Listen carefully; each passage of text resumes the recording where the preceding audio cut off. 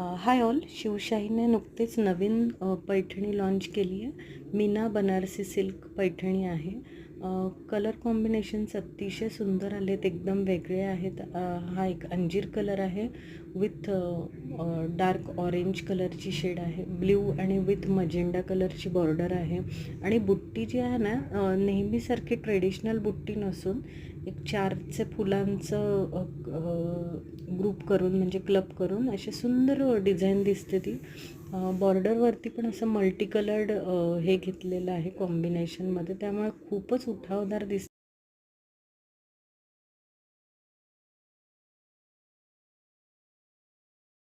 तुम्हाला. आणि आवडल्यास नक्कीच कमेंट करा, मेसेज करा मला डिटेल्ससाठी. थँक्यू.